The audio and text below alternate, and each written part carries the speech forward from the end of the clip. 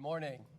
I'm David Skeel, the chairman of the Financial Oversight and Management Board for Puerto Rico, and I'd like to welcome all of you who are here in person and also those of you who are watching online to this 38th public meeting of the Oversight Board, which is being held at the Sheraton Hotel and Casino here at the Puerto Rico Convention Center in San Juan.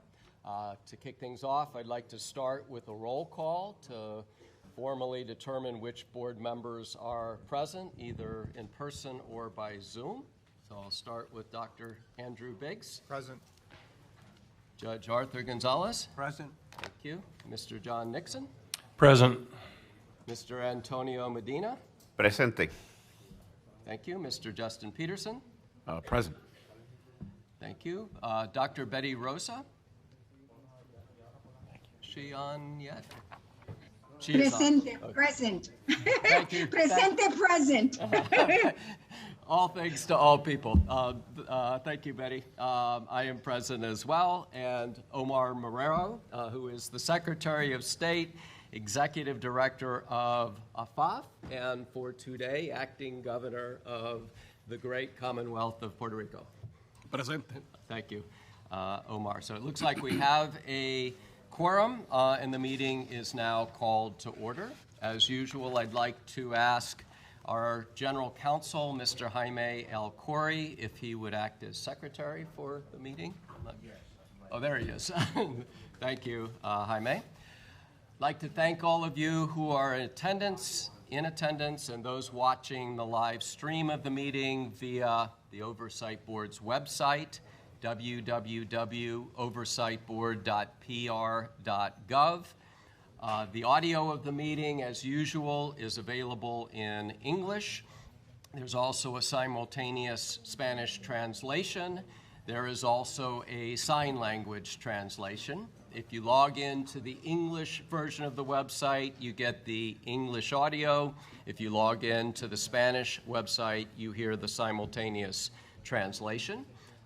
Per usual, we'll be handling questions and comments that we've either already gotten or that we get online through a form that is easily accessible on the website. You can find this form on the live stream page, and what we ask you to do is fill out the form with your name and any questions or comments you may have.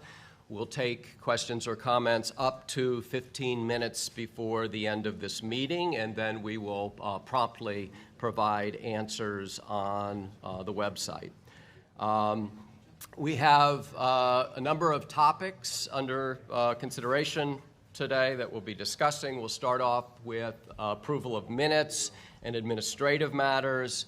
Then I'll give a few opening remarks, and then we will have some remarks from Executive Director Robert Mujica. And then we'll go to the main focus of today, which will be a presentation on the Education Leadership Development Program and a discussion with Secretary of Education Ramos Perez, as well as a discussion with some of the alumni of the first installment of the Education Leadership Program. Then we will have any other matters, and finally, we will adjourn. So starting off with the approval of the minutes, we need to approve the minutes from our last public meeting, which was held on October 14, 2022, and the minutes are attached to the materials for the meeting today as Appendix A. We also need to approve the minutes from a series of executive sessions. Those were on October 21, October 28, November 4, November 16, November 17, November 21, November 28, December 2, December 7, December 16, December 28, all 2022, and then January 13, 2023, and those are all attached as Appendix B. Does anybody have questions or comments about the minutes? Would somebody read the resolution and make a motion to approve the minutes? Mr. Chairman, I'd like to move to approve the minutes of the Oversight Board's public meeting held on October 14, 2022, attached as Appendix A, and the minutes of the executive sessions held on October 21st, October 28th, November 4th, November 16th, November 17th, November 21st, November 28th, December 2nd, December 7th, December 16th, and December 28th. We've been busy. As well as January 13th, which are attached as Appendix B in the form presented to the meeting. Thanks, John. Do we have a second? I'll second. Thank you, Antonio. And per usual, I'll take a voice vote, first asking for all in favor to say yes, then asking for any opposed to say no, and finally, any abstaining to say abstain. All in favor, please say yes. Yes. Yes. Yes. Any opposed? Any abstaining? So that motion passes. We have a couple of routine administrative motions as well. And the first motion is the Andrew Biggs motion. Andrew, will you make that motion? It will be my pleasure. Mr. Chair, I'd like to make the following motion. Between the adjournment to this meeting and the opening of the Oversight Board's next public meeting, the Oversight Board may consider in executive session any and all matters that it is authorized to consider under PROMESA, including first, any certification determinations authorized by PROMESA, including certification determinations under Section 206 of PROMESA. Second, any submissions or authorizations authorized by PROMESA. And third, any filings under Title III of PROMESA. In each case, they're set forth as part of the vote to convene such executive session. The Oversight Board may also act by unanimous written consent between meetings in accordance with its bylaws, with such consent to include consent by electronic transmission. Thank you, Andrew. Do we have a second? Second. Thank you. Once again, I'd like for all in favor to please say yes. Yes. Yes. Any opposed? Any abstaining? So that motion passes, and we have one more with it, which is unanimous written consents. Would somebody make that motion? I move to confirm and approve the unanimous written consents adopted by the Oversight Board since the adjournment of the Oversight Board's last public meeting, which are included in Appendix C. Thank you. Can we have a second? I'll second. Got lots of seconds. Would all in favor please say yes? Yes. Yes. Yes. Any opposed? Please say no. Any abstentions? So that motion passes as well. Before I turn the floor to Robert Mujica, our new executive director, I'd like to give you all a brief update on the Oversight Board's work since our last public meeting. First, a few updates on debt restructuring. On December 6th, the Plan of Adjustment for the Puerto Rico Highways and Transportation Authority, HTA, became effective. So that restructuring is now underway. The plan reduced HTA's debt by more than 80%, and it cuts the annual debt service from $294 million a year to a much, much more affordable $90 million a year over the term of the bonds, saving Puerto Rico in total more than $3 billion in debt service payments. The financial stability of the HTA Plan of Adjustment will allow, among other things, HTA to invest much more in improving roads and in other projects. On December 16, the Oversight Board filed its proposed Plan of Adjustment to restructure the more than $10 billion of debt and other claims against the Puerto Rico Electric Power Authority. This proposed plan is a huge step forward, not just for PREPA, but for Puerto Rico. The plan provides a path forward to end PREPA's bankruptcy under Title III of PROMESA, and it's an essential element in the transformation of Puerto Rico's electricity system, its energy system, to provide more reliable and cleaner energy, and over the long run, more affordable energy as well. I understand that many in Puerto Rico are very worried about the cost of energy. We are too. It's already way too high. These high rates are the result of an underperforming, underinvested, antiquated, and inefficient system, a product of fiscal mismanagement practices that went on for decades, as everyone here on the island knows. That's why we need to transform the energy system entirely, away from expensive diesel and away from the old PREPA monopoly that led to a dead end. The members of the Oversight Board are aware that even if the debt is significantly reduced, as the plan that we filed proposes, the residents and businesses of Puerto Rico will have to shoulder the payments of this reduced debt through their electricity bill. There was not a day, not a conversation, not a mediation session where this important fact was not front and center, and it continues to be front and center. But in the long run, only Puerto Rico's exit from bankruptcy and the transformation defined in PREPA's fiscal plan will create the foundation not only for reliable and cleaner energy, but also for more affordable energy. Under the plan we're proposing, the reduced debt would be paid by a hybrid charge, a two-part charge that would consist first of a fixed connection charge and second of something called a volumetric charge. And what the volumetric charge is simply a charge that's based on how much electricity you use. More electricity, higher charge. The volumetric charge is based only on electricity that is used on the PREPA grid, on the PREPA energy grid, and these two charges together would be part of the electricity bill. The Oversight Board has not finalized how the charge will be implemented and exactly what the impact on individual households and businesses will be. However, the average charge under the plan we propose would roughly cut in half what PREPA's customers would have had to pay for the existing debt. It's a very, very big reduction. The restructuring plan will enable PREPA to move on. It's one of the last steps to finally ensuring that the people of Puerto Rico have reliable electricity and that businesses having reliable electricity will be in a position to grow and prosper. On the fiscal side, the Oversight Board expanded the implementation of the automated time and attendance system to achieve complete automatic integration of attendance with payroll in the government of Puerto Rico. So attendance is now fully, or on its way to being fully coordinated with payroll throughout the government.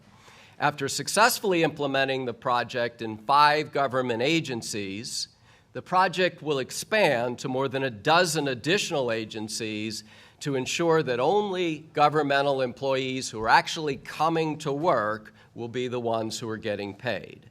The project began over a year ago, actually over 2 years ago, in September 2020, and has already saved Puerto Rico taxpayers an estimated $50 million. The failure to connect attendance and payroll reflected serious fiscal mismanagement. It costs the people of Puerto Rico too much.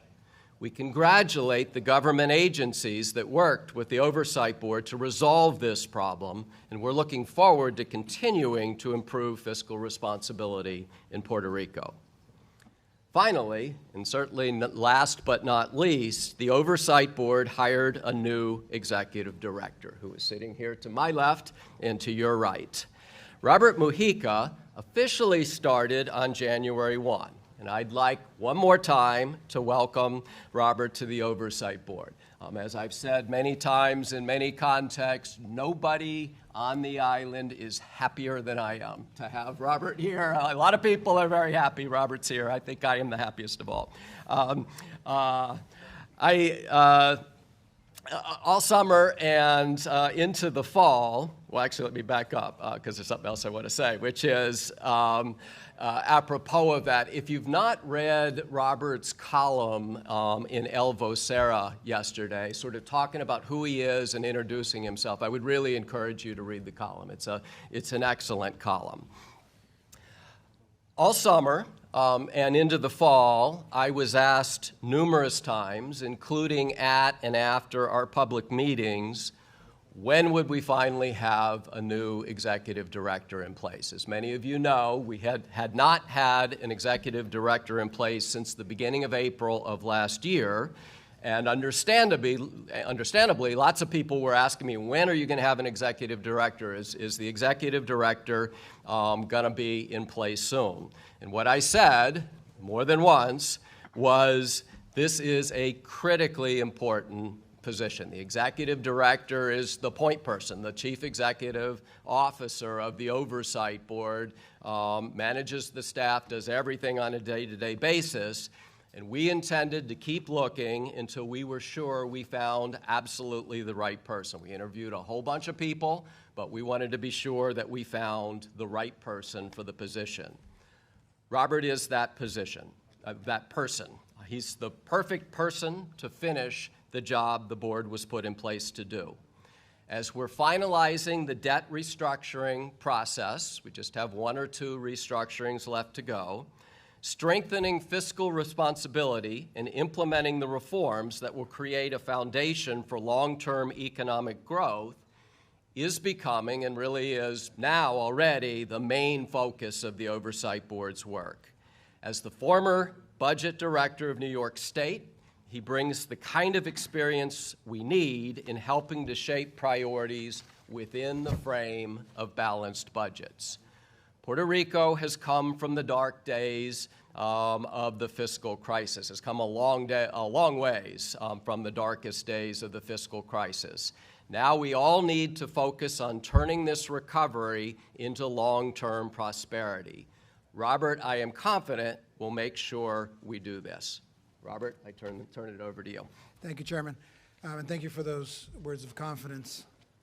I want to thank the Chairman Skeel, board members, and Acting Governor Marrero for the warm welcome to Puerto Rico and the opportunity to update you on the Oversight Board's recent efforts.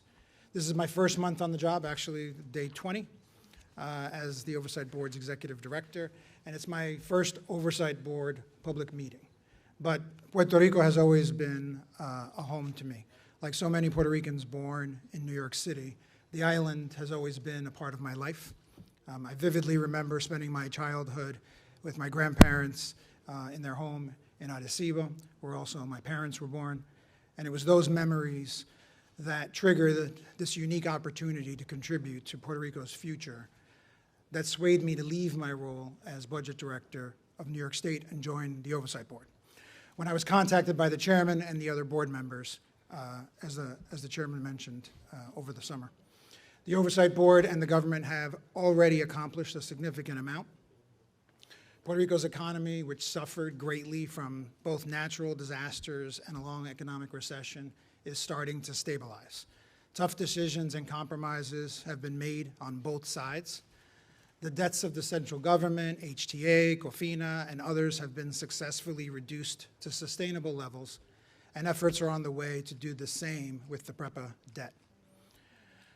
When I sat down with board members for a long discussion about the Oversight Board's mission and vision moving forward, the goal was clear.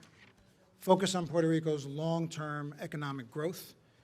Strengthening Puerto Rico's education system is foundational to prosperity, as is growing jobs and making it easier to do business on the island.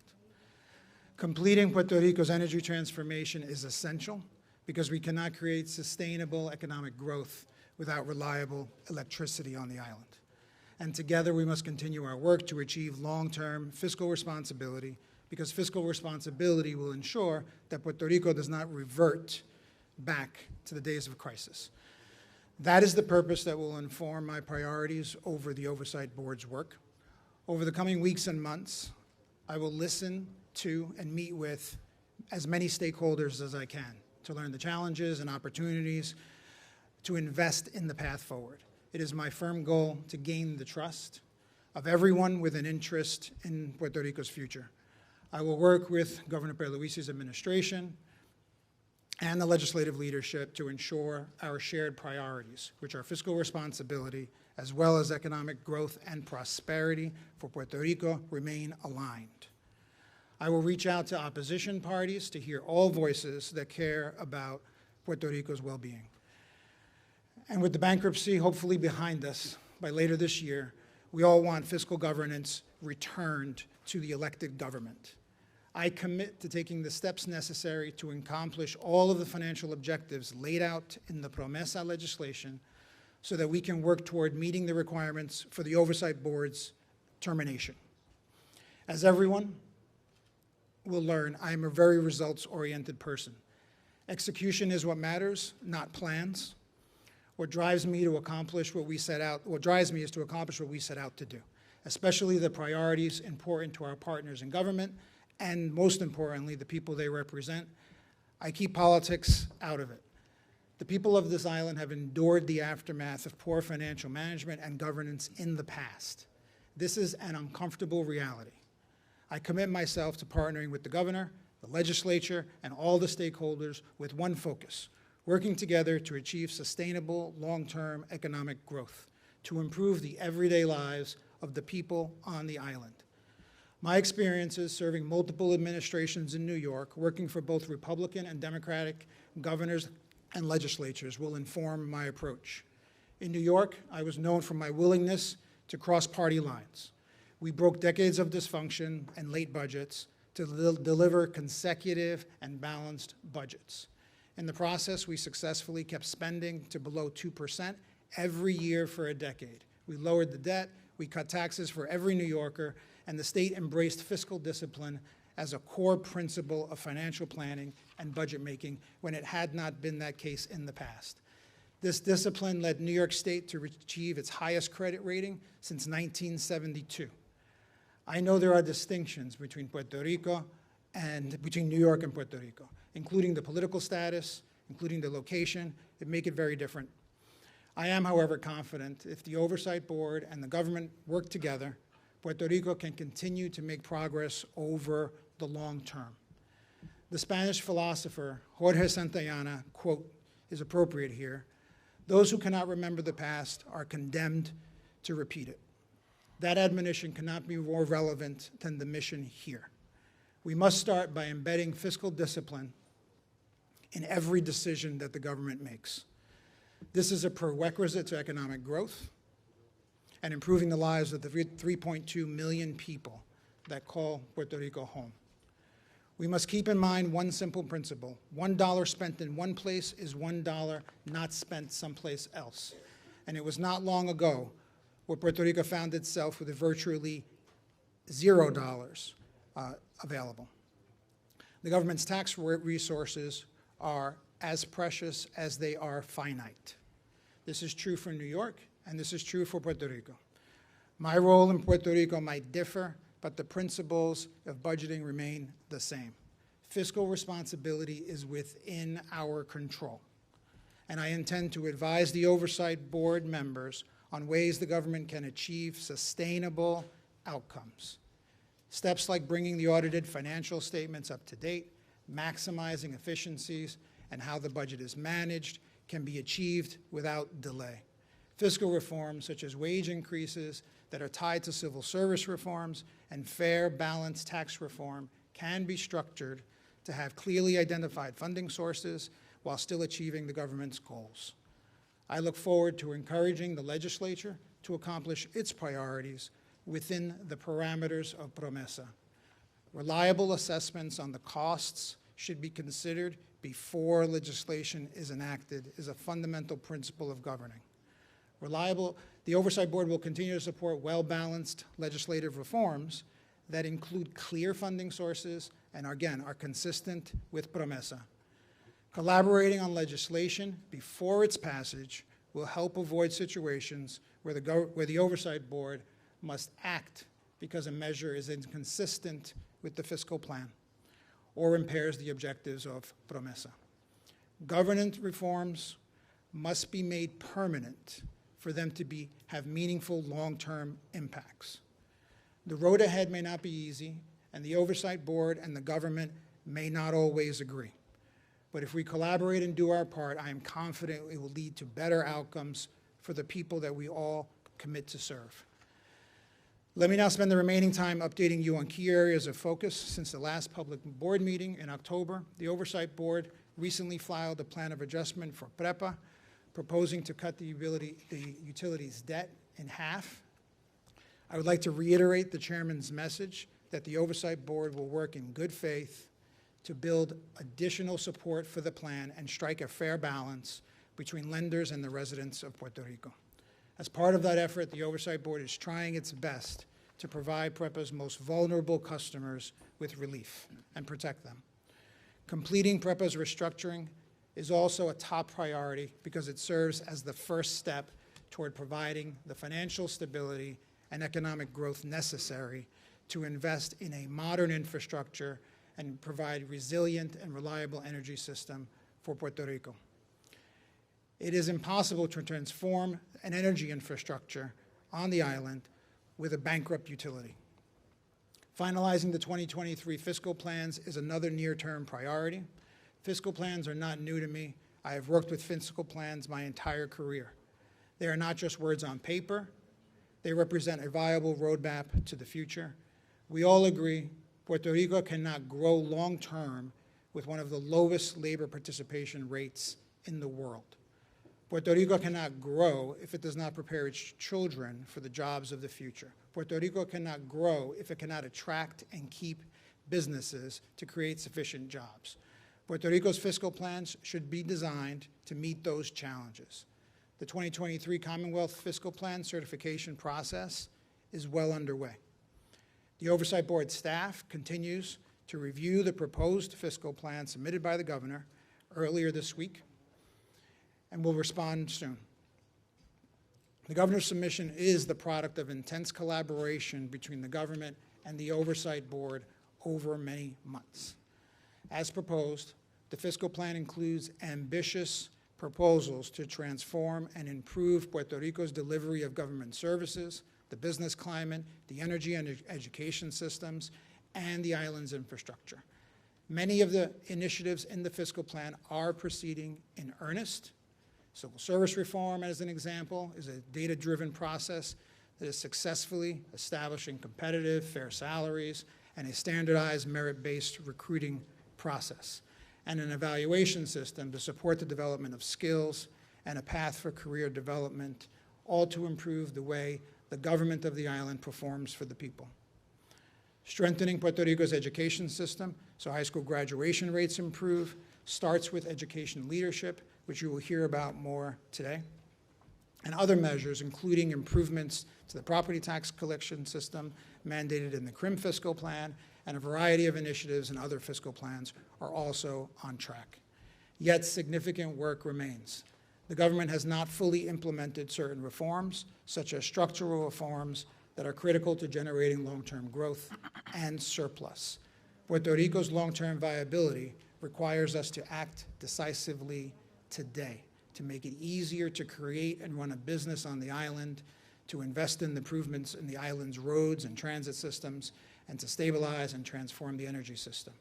Implementation rests with the government, but the Oversight Board is interested in collaborating on ways to promote the strongest and durable fiscal plans, including ways to improve the execution of the initiatives that are remaining. Puerto Rico's future depends on true reform that moves the island towards a foundation of lasting economic growth and prevents the government from falling back into the old habits of overpromising, overspending, and fiscal imbalance. Achieving these permanent and sustainable reforms will be one of my core focus areas as your executive director. I'd like to conclude by letting you know this is not just a professional challenge, but a deeply personal one for me. I am very proud to be of this island and humbled to have the opportunity to use all of my experience to work for this island to make a lasting impact in the future of our economy. Together, we will keep the finances stable and build a foundation for prosperity. Again, I look forward to partnering with the elected leaders to create the Puerto Rico that regains the confidence of investors so that the government never falls back to the instability and the crisis that necessitated the creation of Promesa. And more importantly, most importantly, regains the confidence of the people of Puerto Rico. Thank you, Chairman. Thank you, Robert.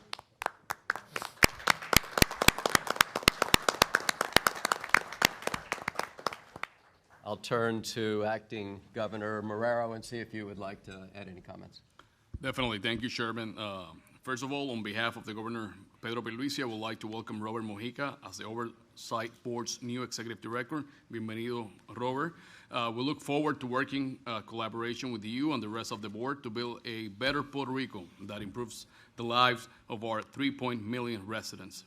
As we enter a new phase of Puerto Rico post-restructuring process, Governor Pierluisi desired is for the Oversight Board and the government to engage with each other with open minds and to collaborate on solutions that work for our people.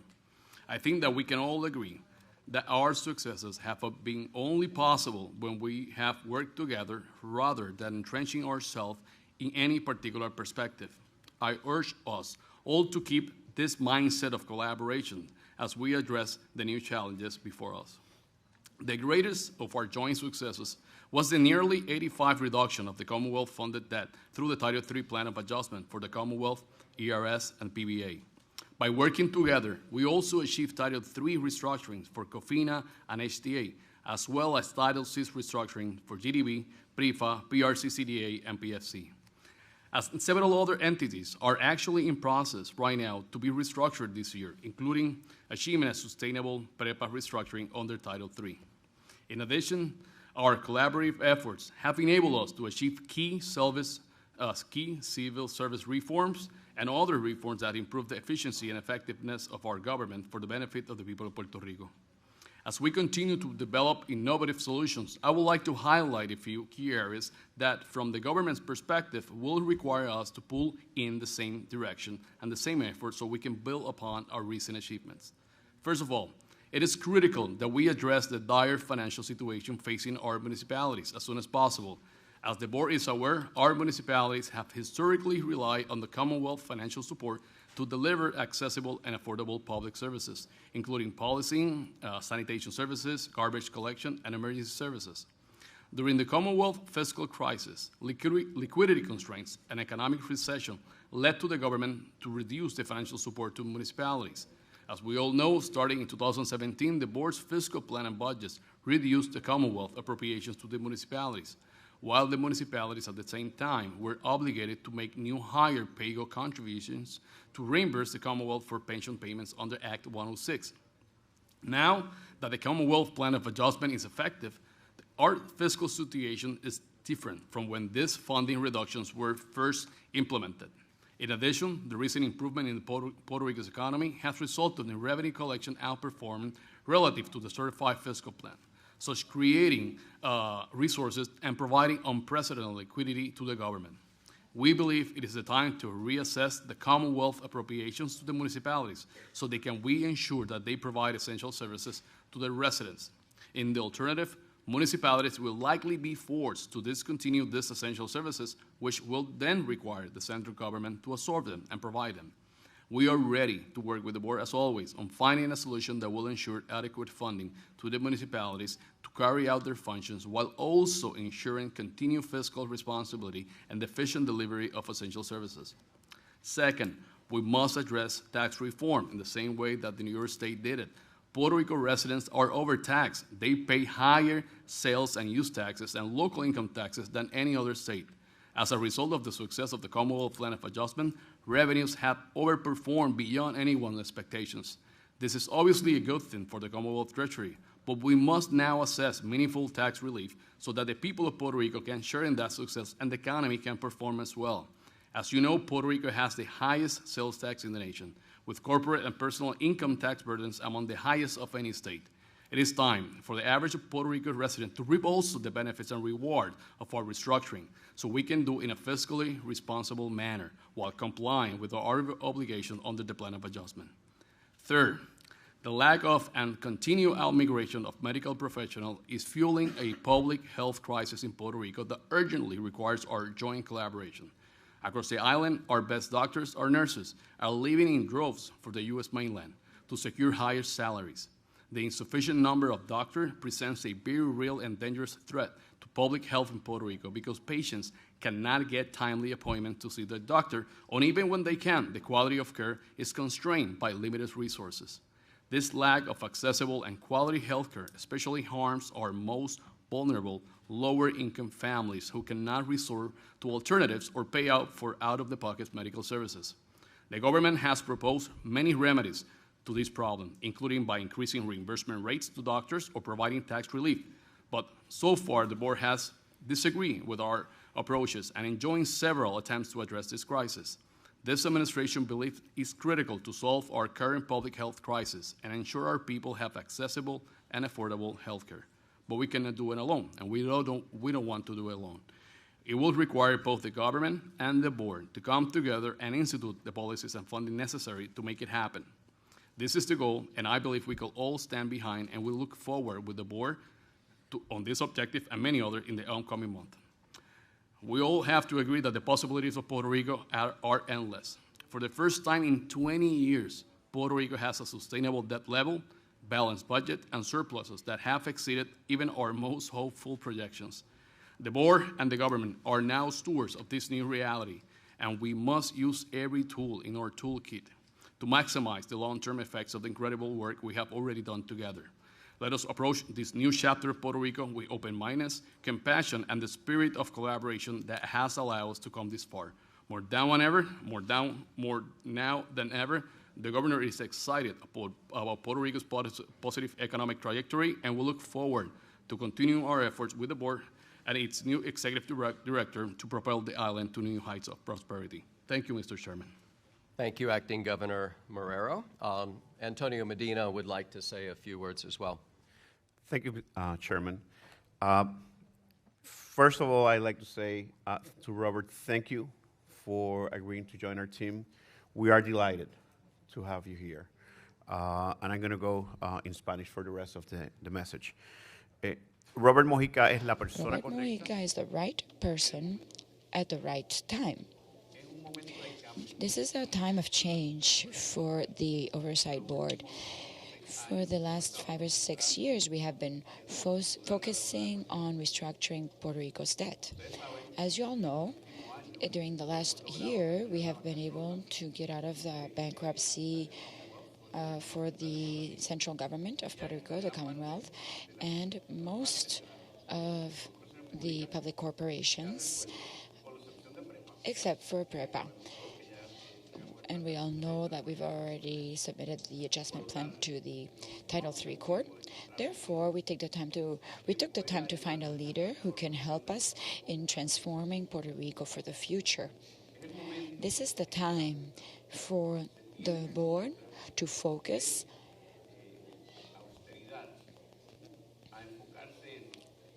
leaving behind austerity and focusing on economic development, education, energy transformation, and ensure that the government has the proper structures to operate adequately in the future and to provide the best possible future for our children and our people.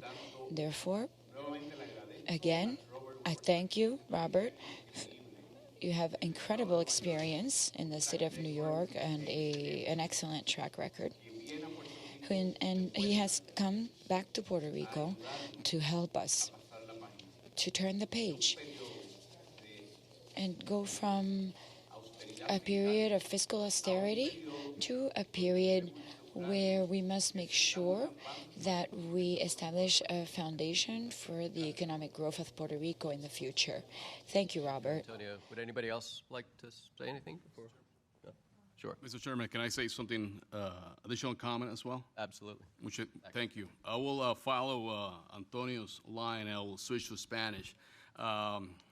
Para decir esto, para compartir con todos. To say this and share it with everybody, I had the opportunity to know the work of Robert Mojica directly after Hurricane Maria and that experience with the catastrophic experience we all had. I was sent to the state of New York, and I was sent to sit down with the team of then Governor Cuomo, and I was introduced to the Director of Management and Budget of the state, who was Robert Mojica, and he gave us access to the entire cabinet of the governor of the great state of New York, and also access to his advisors. And thanks to that, we were able to work in less than 10 days, the Build Back Better document, which was basically our request to request disaster funding from Congress, where they were saying, no, don't even apply for it. You can just wait. But thanks to the help we received from Robert and his team, we were able to submit the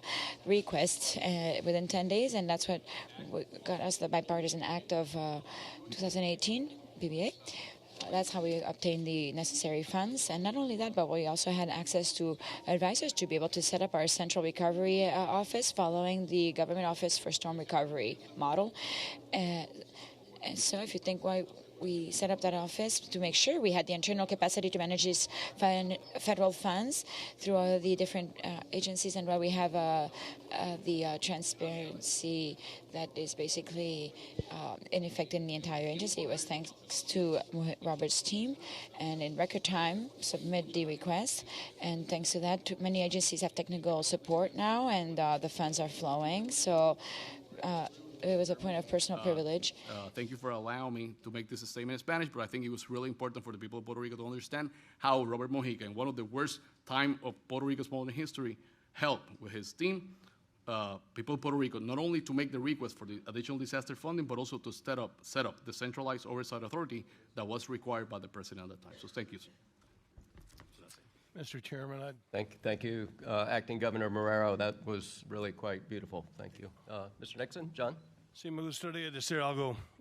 Yo sé que Roberto Mojica, I know that Robert Robert Mojica Mojica is the correct person. Also, I have been budget director for many years, and I know he's going to bring the experience and knowledge to do good work, and he is the man that the board needs to effectuate what we intend to do. We have many goals that we want to achieve, and we know that he's going to do a good job with us. he really does have the vision. The Spanglish is going to kick in now. But he really does have the vision and the understanding and the compassion. The thing that I really like about Robert is his ability to work across party lines. I mean, he works for Republicans, he works for Democrats, and he works for all sorts of various interest groups to really find common ground to move forward. And really, I believe that his compassion and ability to come to the island is exactly what Puerto Rico needs. I will tell you, we were very lucky to get him. We were very lucky to get him to leave I think the second largest budget in the United States, behind California, and we're really excited to be working with him. And I'm really excited to see what we can accomplish going into this next phase of fiscal stability for the island of Puerto Rico. Thank you, John. Anybody else? Great. Thanks, everyone. We'll now move to the next part Mr. Chair? Thank you, I Betty. raise my hand. I thought you might be out there. Sorry, Betty Rosa. Gracias.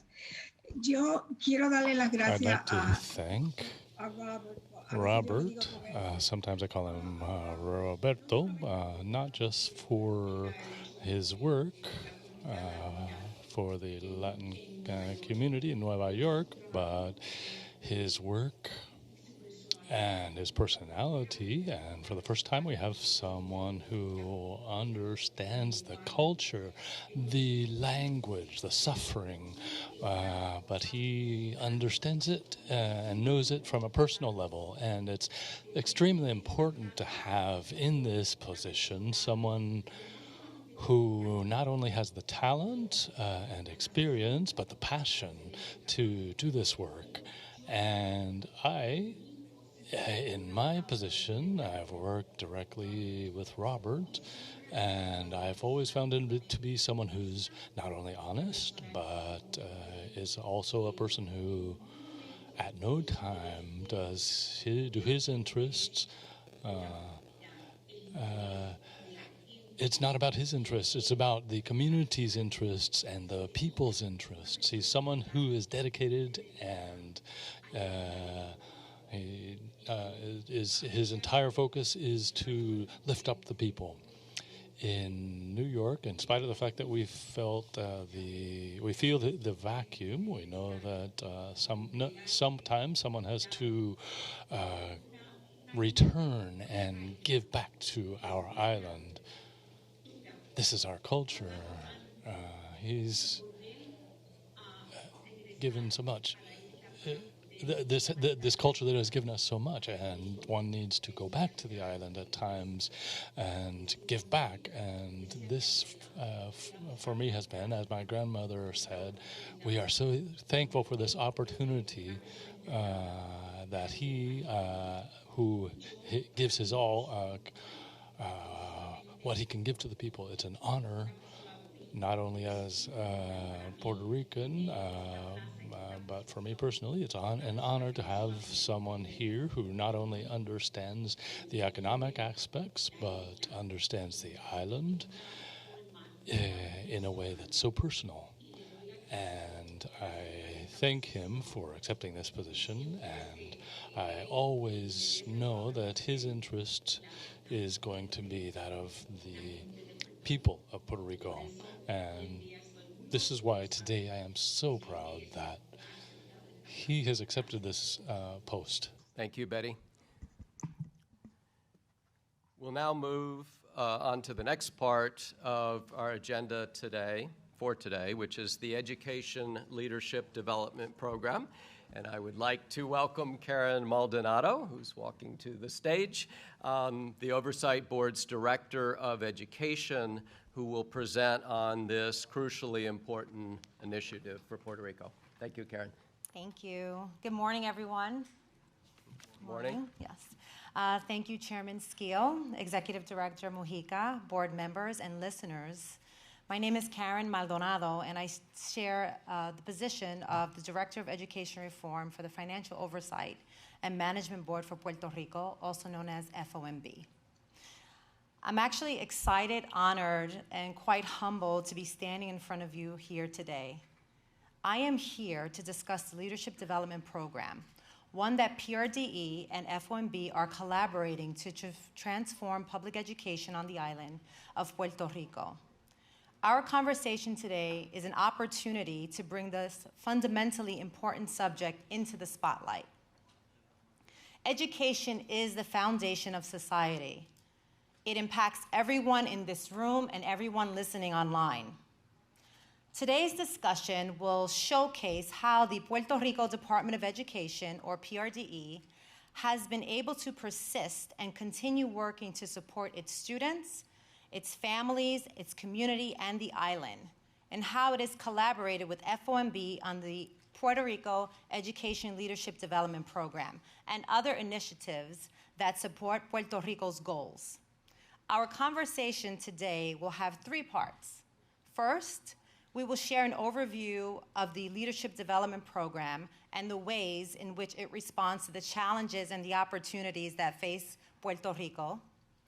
Second, we will hear from Puerto Rico's Department of Education Secretary, Eliezer Ramos, about his vision and the department's leader and for the second cohort of the Leadership Development Program. And then finally, we will hear from alumni of the Puerto Rico Education Leadership Development Program. We'll hear about opportunities that the program alumni have received and what they believe is the future of K-12 education leadership. So last year, FOMB and PRDE co-launched the Puerto Rico Education Leadership Development Program, a hallmark collaboration working to provide PRDE leaders with the tools needed to support improved student outcomes across the island. One of PRDE's greatest challenges is being able to manage towards its strategic plan and its education reform and agency efficiency milestones in the fiscal plan. It's having enough capacity. And when I talk about capacity, I'm talking about employees at the organization with the right set of knowledge and skills to lead and implement strategic initiatives. To address this, last spring, we launched the Leadership Development Program in collaboration with PRDE. We jointly selected 9 PRDE fellows, all mid-career managers in academics, data, and other departments, through a competitive application and interview process. The program honed their leadership and personal skills and content knowledge by participating in opportunities as the following: bi-weekly in-person training sessions where they heard from subject matter experts, including FOMB staff and board members, on pertinent topics like data-driven decision-making and financial equity in education. A visit to Miami-Dade Public Schools, where they were able to observe best practices from their peers at an excellent school district. Group action learning projects, where they developed a plan to address critical needs at PRDE using the skills that they actually developed in the program.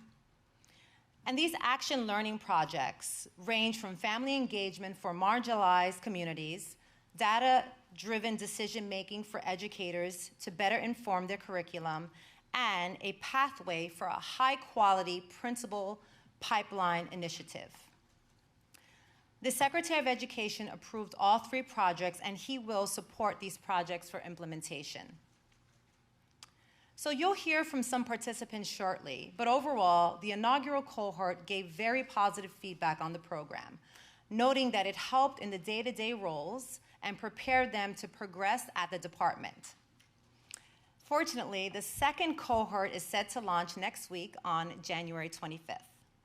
The program has expanded its participant count and doubled in duration of time. It includes cross-functional leaders from budget, finance, and academics, as well as central and regional representation. PRDE and the government, with the support of FOMB, are pursuing many avenues to address education reform on the island. This leadership development program is one of those avenues to support education transformation. We've seen similar programs work in other K-12 public districts to build a pipeline of leaders. The program is designed to address specific opportunities for education transformation in Puerto Rico through a series of modules, including data-driven practices to support student instruction, financial equity in education, strategic thinking, a capstone trip to a peer district, which once again, Miami-Dade County Public Schools, which similar to PRDE, recently launched a new strategic plan. So reaching PRDE's strategic plan goals through strong leadership is more important than ever. The last several years on the island have been incredibly challenged for Puerto Rican people. Puerto Ricans have suffered from the effects of climate challenges, devastating hurricanes and earthquakes, and confronted a global pandemic in addition to facing financial and other challenges. These disruptions have had a great and a direct impact on the Puerto Rican Department of Education and its community. Many families have been forced to relocate, and public school enrollment has fallen across the island. Students have missed nearly an entire school year due to learning disruption from disasters and the pandemic, including a hurricane last year that shut many schools down for 2 weeks. So driven in part by these challenges, public school enrollment in Puerto Rico has been consistently shrinking for the past few years. In fiscal year 2014, there were over 400,000 students. This year, there are 245,000. Last year alone, PRDE's enrollment declined by 11,000 students. We do not expect this trajectory to change in the future, and PRDE's future leaders should be equipped to support the department through enrollment changes. The effects of the pandemic and other challenges have played out in PRDE's academic benchmark results as well. Recently, the National Assessment of Educational Progress, also known as NAEP, published the results from its first exam after the COVID-19 pandemic.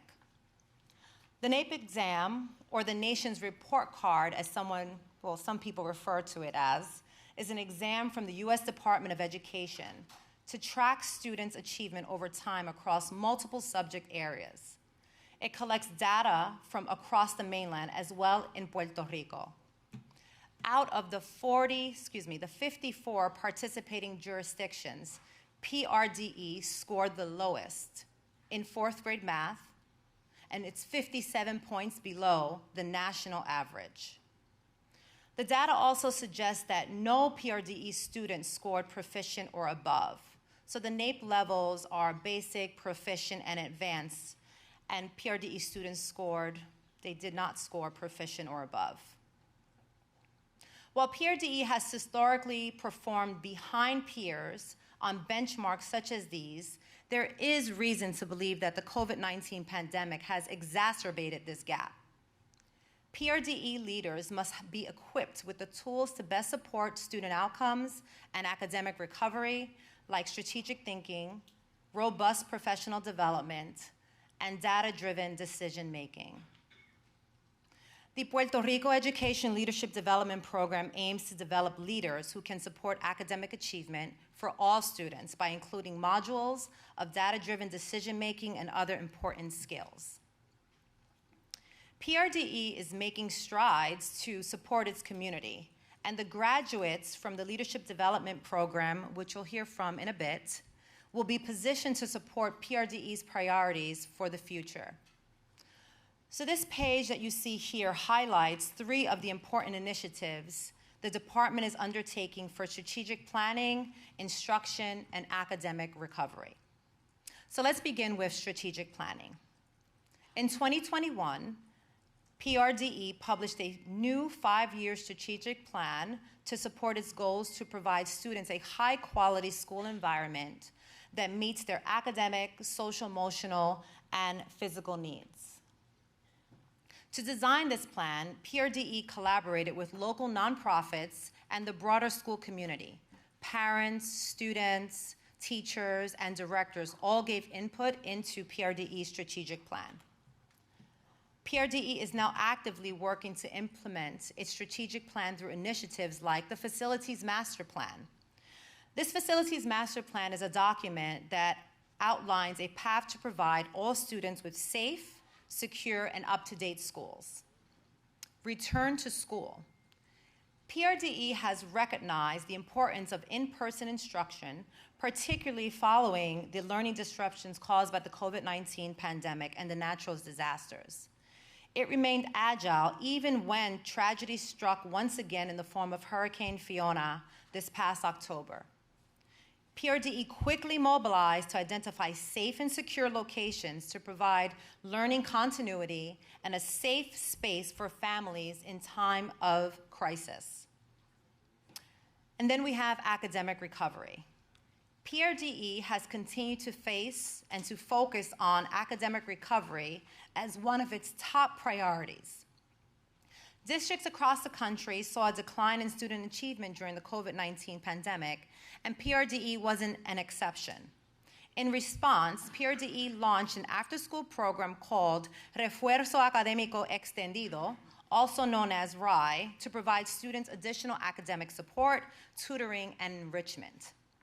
By extending the time students are present in school, it supports academic achievement as well as provides a safe place for students to work and learn after school day ends. So all of this actually connects to the Leadership Development Program. The connection to this program is quite clear. The participants come from across PRDE functional areas. They develop cross-functional connections through the program, and they can support implementation of the department's strategic priorities. So at this time, I'm going to pause, and I'm going to invite Secretario Eliezer Ramos to join me for a discussion on the challenges and the opportunities that PRDE faces and the initiatives such as the Puerto Rico Education Leadership Development Program that we're hoping that he can help us address. Welcome. Join us, please.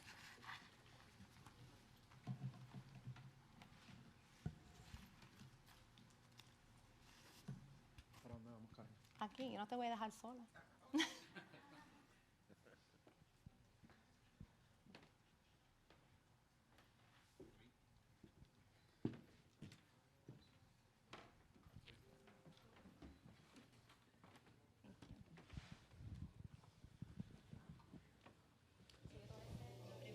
the question in English. I'll ask in English, with the and you're going permission to of the board, answer me in Spanish. I Go want to on. use the Spanish to answer all the questions, so teachers and the staff in the school community could receive answer to.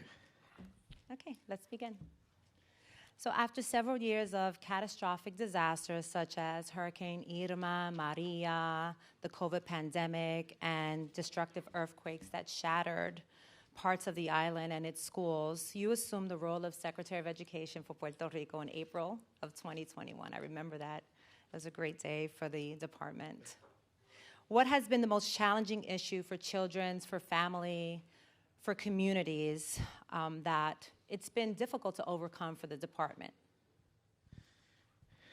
Sin duda. Without a doubt, I remember like yesterday the first things, since I was named or appointed as interim, the governor immediately requested a meeting at Fortaleza, and the first priority was to open the schools. I have to say this was the first mandate I was given, and the greatest challenge, without any doubt, was to generate confidence and trust from the parents, the teachers who had their children.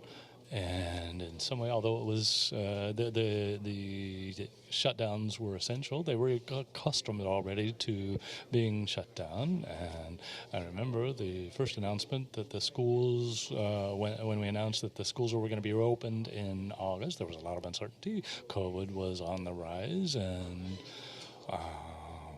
the indicators that the department was publishing, those were the indicators. And I remember that at some point I was seated with the health secretary, who was a real ally in the reopening of the schools, Mellado, and I looked him in the face and said, "Is this the right thing to do? Are we doing the right thing?" And he said, "Yeah, we're doing the right thing. Kids need to be in school, and the safest place was the schools." So once that conversation took place, we set everything in motion, and we had an interagency effort. Obviously, it required massive cooperation and collaboration. We needed to we needed to seek how the environment could reflect that we were fulfilling and complying with the protocols of hygiene, cleanliness, use of masks, starting to change the way we acted from day to day, and starting to require. We had nurses in all of the schools. I think that was core in developing that trust and confidence. And it was a strange experience because this also implied management of emotions. These first encounters between students and teachers, this was full of emotion for everyone in all of these sectors. So it also opened the door to start working on a topic that was saying that in all homes, which is the socio-emotional aspect. And we started to move our school psychologists and work on the human issues, how strange it was to be in schools. I want to be with my students, but I feel like I'm exposing my parents. Gracias. And thinking about today, present day, what's the most significant challenge that you face as leader of the Department of Education? Yo creo que satisfacer a todo el mundo. I think that it is impossible to satisfy everybody, but the opportunity to listen continues to be a very valuable tool, and that continues to occupy most of my time. It continues to be a priority for me, and obviously sometimes it causes some disbalance in the time I have for other things. So I think that's my greatest challenge. I think the plans that have been established are showing results and will continue to do so, and I trust that. But a lot of people need to be heard throughout this process so that they can feel part of what is being done. And along the similar lines, so you have now been the Secretary of Education for a couple of years, but you've been with the department for an extensive number of years. What keeps you motivated and dedicated to do the work as the leader of the department?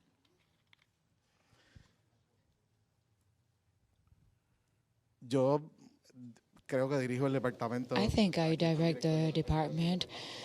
I think it's the largest department. 1/3 of the budget. You asked me what motivates me to continue and keeps me here. I have to say I am a human being, and I have days where I do feel frustrated as part of this process of what keeps me motivated. But, sometimes you sit down and you think, is it worth it to dedicate 16, 17 hours a day to this that I am doing? And there's always something that happens that says, yes, it's worth it. As part of the opportunity that I have been given to in public service and to direct the agency today, I run into a lot of families whose lives we've changed, entire communities who are thankful today for what is being done and believe in what is being done. So my visits to schools, that contact in the field, sometimes you're up in the office managing a budget and an operation, but that contact in the field allows me to see that people are committed to the changes we're making. They are committed to seeing different schools and a Department of Education that produces world-class students, and that motivates me day after day to be here. If they want me, I will continue. There's always areas that we can work to best support our students. And last year, we worked together to create the 5-year strategic plan for the department. From your perspective, how does the plan meet the needs of PRDE's communities, the families, and the students? How did you put the plan into action? Yendo rápido porque creo que, ¿verdad? Resumiste en la presentación bastante bien. I believe you summarized the plan quite well in your presentation, but I can mention these 3 main areas and how this impacts the school community. Infrastructure is number 1. I have always emphasized that the infrastructure of the system is quite damaged, and we have begun to impact it. I think that decent classrooms with the necessary tools will give us different results. I think it has been proved that the functioning of human beings many times responds to their environment, and so I believe that the infrastructure is an important variable that that will allow us to fulfill our work plan, which has already been established. We will see changes in conduct and the environment of our students, and above all, also our staff, employees. And there's the topic of efficiency, continue to restructure the department and achieve the efficiency we want. We want to continue to respond responsibly to the needs of the schools. We have discussed many topics, such as the area of human resources, which I must say this semester took off without major setbacks. And the truth is we've been able to stabilize what is the human resources of our agency, and we have complete staffing in all of our schools. We will continue to do so.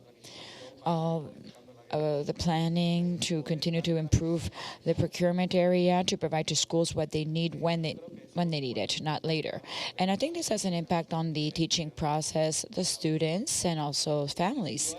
And without a doubt, our backbone, the reason why we exist, which is the performance of our students. The curriculum has been revised. It is a new curriculum where we contemplate relevance for students. We seek logic, reasonableness. We look at standard tests. You were asking about the performance, and we look at the correlation with that test. And from there, why we need to change certain classes, the order of certain classes, to try to have students measured much closer than when they're receiving the material. So it's not an exercise of simplification, but rather of logic, reasonableness, and to achieve different results. The extended educational reinforcement and to give continuity to that effort. Without a doubt, many families benefit from such tools, but not all of them. So we are already looking at other tools, such as school organization, so we can dedicate more time to those areas where there is deficiency in the skills, and so we can reinforce this. even more than in the classroom, what is reading, math, etc. And families have a very important role in that equation. The reality is that the perfect formula is in teachers, students, and the presence of families in the formula. So we're going to continue working involving families. There are already plans aimed at the emotional area, involving parents, and showing the importance of their presence in schools and the educational process, and the importance of encouraging and fostering these skills from home. We are already seeing results of these efforts, and I believe we will continue to see many more results in upcoming months and years. So I've had many great experiences as Director of Education Reform, and one of the greatest has been the collaboration between PRDE and FOMB. So during your administration, and while you were also Subsecretary of Special Education, we collaborated on many projects. And when you reflect on our shared goals and past work together, what stands out for you? Why do you think that we've been successful partners, FOMB and PRDE? Yo creo que transparencia y comunicación son clave, ¿verdad? En cómo hemos ido. I think transparency and communication is how we have been able to make progress. And I remember years back, and in terms of communication with the board, the fact that at some point an item from the budget was eliminated related to contracts. Sometimes you say contracts and you don't give that framework of what it is. And it was about the therapists, which is something we all need. And so the communication with the board improved a great deal. And the special education process is very important for us all. And we're all very aware of that. So we have to go beyond the numbers, budget item numbers, and rather know what this involves, what we do. And in this transparency process, also raising our hand and saying, look, I don't have the mechanisms I need to fulfill this, or I don't have the mechanisms to achieve these objectives, or this is the objective that I want to reach. Tell me how. I think the relationship has grown, and we have reached this point where we have joint participation of personnel at work tables, and conversation has contributed to allowing this transparency to give both sides more confidence and to work together toward the same common goals. So in a few moments, we'll have discussion with a few of the alumni of the inaugural cohort of the program. So this program was launched to develop mid-career leaders and possibly the next CFO, the next chief academic officer, who have the right set of skills and knowledge to move the department and its priorities. What were your overall impressions of the program? We'll start there. To see the development, especially in the first stage of the program, to see very motivated personnel, that really gave me a lot of hope.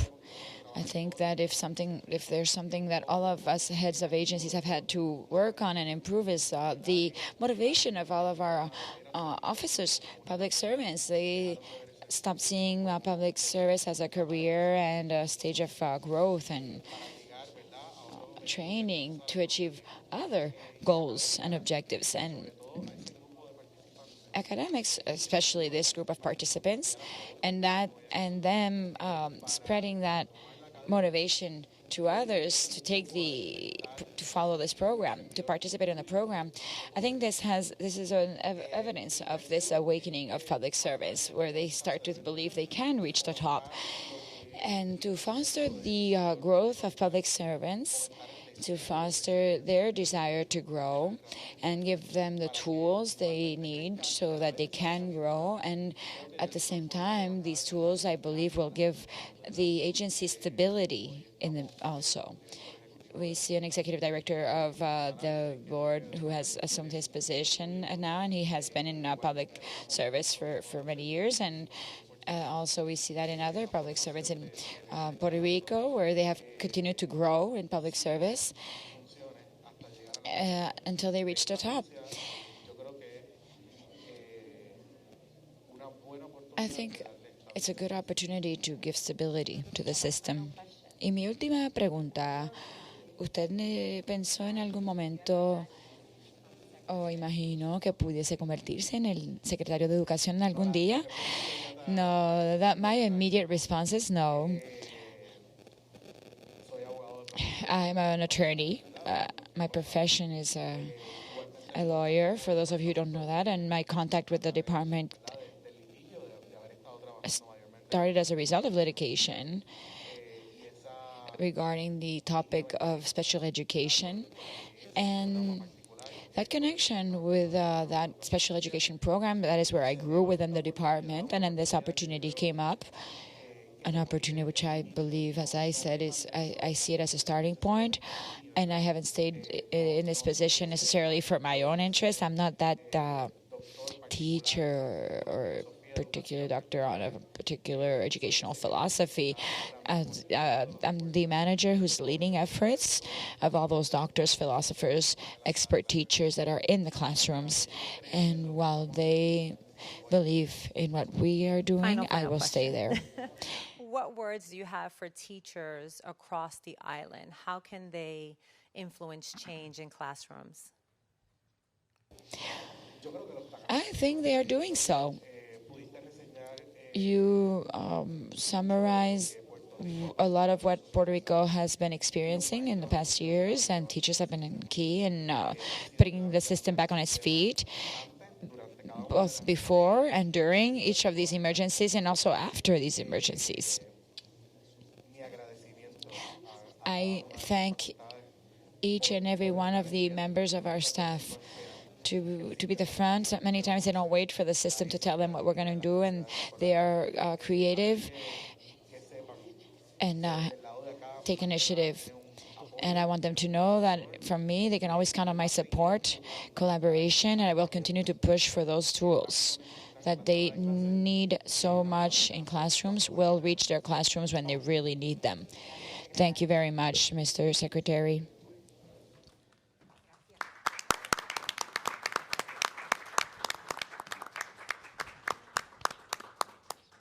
So at this point, I would love to invite the alumni of our inaugural cohort up to the stage, please.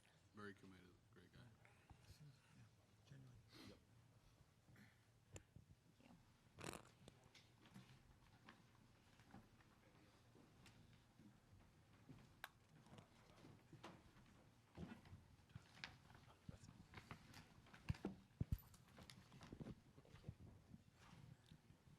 Hi, good morning. Good morning. Good morning. So we're going to jump right into it, okay? So as participants in the first cohort of the Leadership Development Program, you had an opportunity to learn from leaders within the education field, as well as learn with your peers at Miami-Dade County. When you think about your experience in the program, what would you say was the most impactful to you as the professionals that you are? Buenos días. Good morning, Jose Jimenez.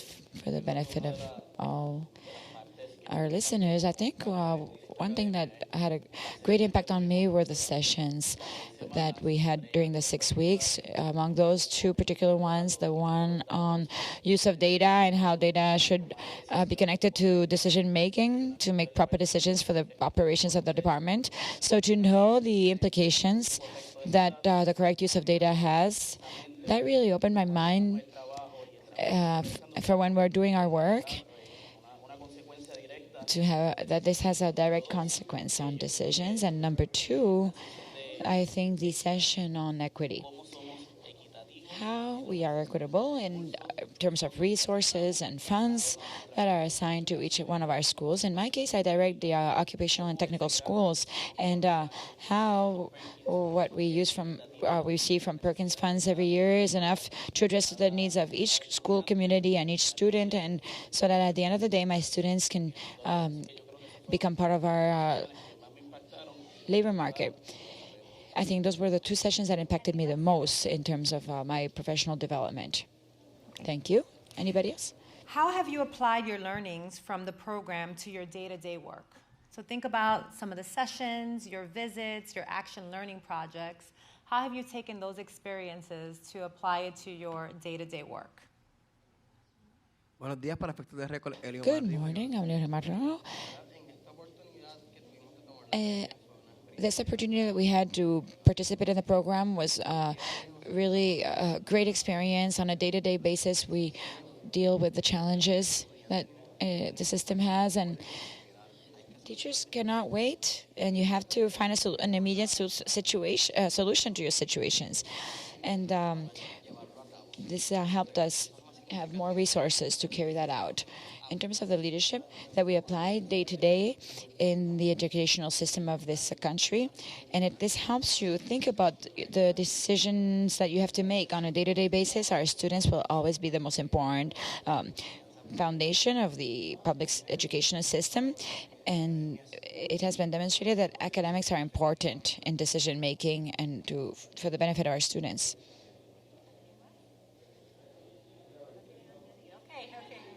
You're a little nervous here. Okay, so how has the leadership development program impacted how you view your roles as leaders within PRDE? How did you think, or how do you think about your career trajectory moving forward? Saludos a todos, doctora Damaris Varela, directora del Instituto de Good morning. I'm director of the Professional Development Institute and Relationships with the University. At present, through these cameras, there are many employees of the agency watching us. This is a system where we have 248,000 students and teachers, and many of the ones that are in the classroom have a very high professional level. We have people with master's degrees and doctorates, and through academics. This invited us to continue a process of high professional impact through the through this learning process, and my trajectory of 20 years in the system. The tools that my students teach me, the opportunity to visit and be close in other districts, broadens the process to continue to grow professionally and maintain a high professional level. And as educators, we must continue to acquire information continuously, but above all, to apply them and to close the educational gap. Okay. What did it mean to you to be a member of this community? And what did you learn from collaborating with your peers from other divisions of PRDE and other parts of the country? Buenos días a todos. Good morning, everybody. I'm Jenny Ortiz, Coordinator for Professional Development of the Department of Education. For me, this is a very enriching experience as part of my professional life. The topics that were discussed throughout the entire program made me think about how, from my role as a leader in the Department of Education, I could have an impact and make a difference in the Department of Education, but consequently also reach school communities and students. We can never forget that they are ROI, and we should never forget, y nunca debemos olvidar que nuestra razón de ser, o sea, la razón de ser del Departamento de Educación son ellos. So that's had a great impact on me. And the process of working with peers and confirming that we all have a common goal, which is to strengthen academic performance, and most of all, the social-emotional aspect of each one of our school communities. Okay, thank you. And this is the last question. And I want you to think about PRDE, but other agencies as well in Puerto Rico. So how would you wish to see the Leadership Development Program evolve as it continues to serve PRDE and potentially other agencies in Puerto Rico? What advice do you have for leaders like you who are looking to make a difference in public education? Definitivamente a mis colegas que entran en este próximo corte y en otras agencias. Definitely. Yeah. To maintain high ethics. This is something that each of us should define in our professional process. Likewise, having a lot of knowledge, and something we learned is that we have to stop at times when our reflection processes. We need to stop and think if we're making the best decisions. A decision that in the educational system at the central level, this impacts the entire country. So my peers, and something I love to see with everyone, is that we continue with reflections that so that we can this could represent not just Puerto Rico but the entire nation, where all of the educators and the leaders can do something to work every day to collaborate toward transformation of our society and our students. Anyone else? I'd like to add to that. In terms of academics, it would be very good for this to be recreated in other government aspects, because this gives many colleagues the opportunity to reflect on the tools this offers for the system in the long term. We are not focused on only how we learn, but how we apply. Public service is a position of great social responsibility, and with this toolbox we can benefit as the entire government of Puerto Rico. I'd like to add that one of the recommendations I'd like to see is that teachers and school directors have the opportunity to go through this leadership program. They implement all the public policy we develop at a central level, so the strategy should be that they have that experience as well to be able to implement the public policy. They're the ones who are in the classroom every day. So I would finally ask that there be a continuation, although voluntary. We leaders never stop learning. I think this is part of making a difference. We always need additional support. Thank you to all of you, and you can stay here.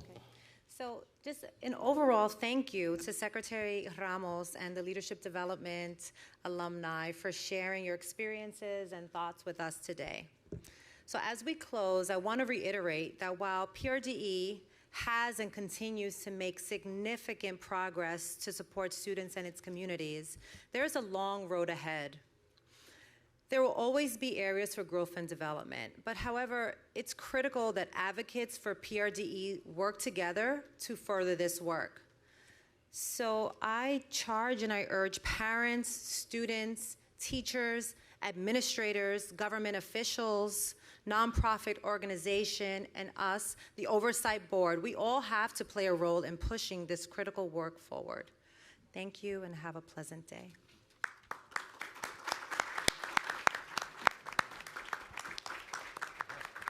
Thank you, Karen, and thank you, Secretary Ramos, and thank you, alumni of the first leadership program. Does anybody want to make any comments or ask any questions? I'll just say that. Thanks, I'm sorry, Betty. Go ahead, Betty. Certainly, I would not allow this opportunity as somebody who runs a large organization, an agency in New York, focused on education, both in the P12 and P20 world. I just want to start by saying that I did have the opportunity to visit with Secretary Ramos some of the schools the last time I was in Puerto Rico, and I thank him for that. I do believe that we really have to, and I appreciate the presentation, and I like to submit that as we start to think about the work that we have to do together, my role on the board has always been a commitment to the economic development and education as key objectives. And I clearly want to make sure, and I know the board has been extremely supportive and continues to see a sense of urgency around the issue of one, not only the issue that I heard this morning about the decline in terms of students, but also in looking at the performance that has to give us pause for the work that needs to be done. So as the what I consider the educator in residence on this board, I submit today that we have to take a look at two priorities if in fact the amazing work that the board is doing in terms of economic recovery, economic development, and making sure that we have systems in place to support the fact that Puerto Rico can in fact become a prosperous and an island that really truly excels. It can only be done through its economic development and its education. Education cannot be an afterthought.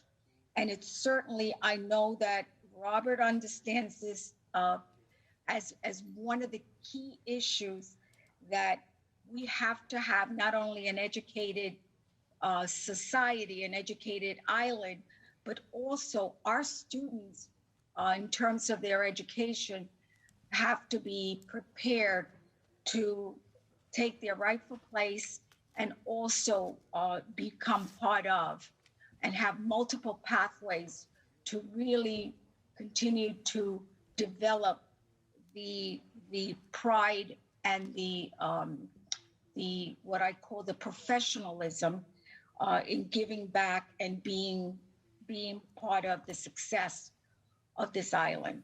So I really have to say that I want to see a sense of urgency around this issue. And I know that this board is absolutely committed by the mere fact that they know and appreciate my role on this board in terms of this, but also knowing that the issue of education has to be center and the core of our mission. Thank you. Thanks so much, Betty. That's very helpful, and it is a real blessing that we have Betty Rosa on this board. It's another source of extraordinary expertise on this extraordinarily important issue. Obviously, the future of Puerto Rico, the future of Puerto Rico's economy depends on the education system and producing people that will move that economy forward. I just want to add one small note to the comments that have been made about the leadership program in particular. We had really high expectations for that program, but it greatly exceeded even what we expected. And one thing that we haven't talked about today, we have talked about in the past, is that each of the people in the leadership program was part of a small group, and each of them developed proposals for investments that could improve the education system. And the proposals were really quite remarkable, and I think I'm hoping that they will in fact be effectuated, because I think there were some really, really good ideas. So thanks, Karen, thanks, Secretary Ramos, and thanks to the members of the leadership program. So we'll shift gears now. I think there are several people who want to make public comments, so why don't we turn to that now?